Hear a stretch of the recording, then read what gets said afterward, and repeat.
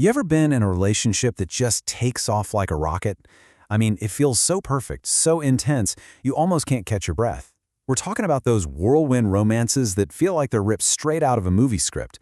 But what if that fairy tale beginning isn't a fairy tale at all? What if it's actually a carefully laid trap? And that's really the big question we're digging into today, isn't it?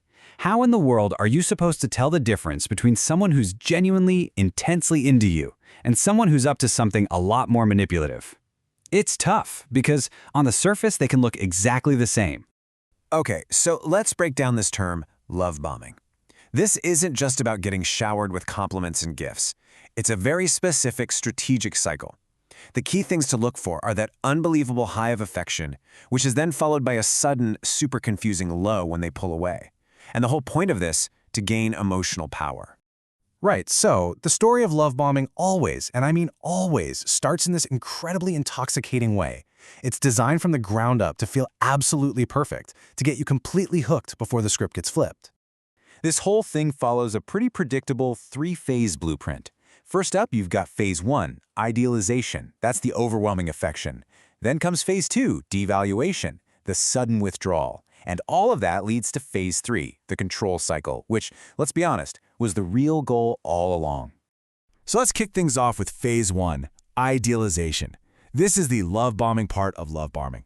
You can think of it as the hook, the bait, and trust me, it is incredibly powerful. I mean, look at this list. At a quick glance, all of this stuff looks amazing, right? Constant attention, compliments all the time, maybe even expensive gifts. It's all meant to make you feel completely adored, creating this intense connection that feels deeper and faster than anything you've ever felt before. And that is totally by design. And that's really the heart of it. This phase isn't just nice. It's intoxicating. It feels like it was custom built to match every single one of your dreams about what a perfect partner and a perfect relationship should be. It makes you feel like you've finally found the one. But then, just when you're feeling safe and secure in this perfect romance, everything changes. The floor drops out. We're now in phase 2, devaluation. And this shift is so abrupt, so confusing, and it almost always comes with zero warning. This right here, this is the emotional whiplash. The constant, overwhelming attention you were getting, it turns into cold, distant behavior. All those compliments just stop.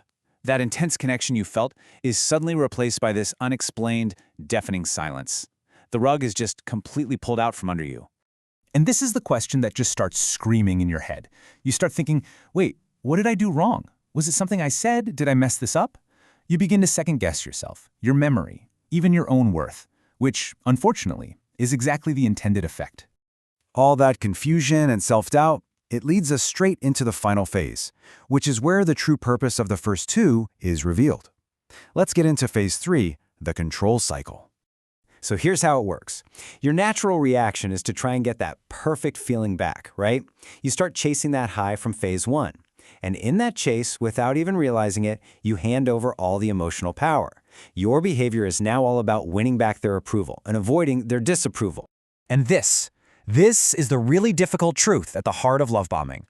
That overwhelming affection, that feeling of being the center of their universe, it was never genuinely about you. It was never about love. It was a tool. A strategy to get leverage and, at the end of the day, to gain power over you. To really get how this whole thing works, it helps to think of it like an addiction.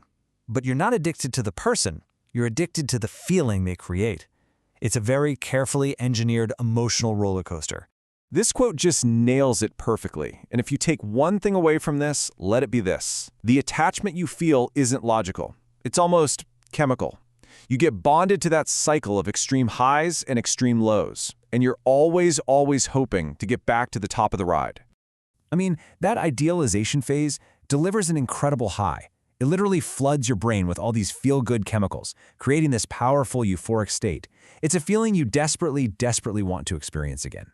And then, boom, the devaluation phase plunges you into this really painful low.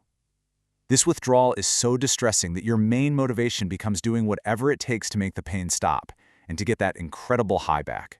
And that just solidifies their control. So while you might be completely focused on trying to get back that amazing feeling from the beginning, you have to remember this. For the person doing the love bombing, that high was only ever a means to an end.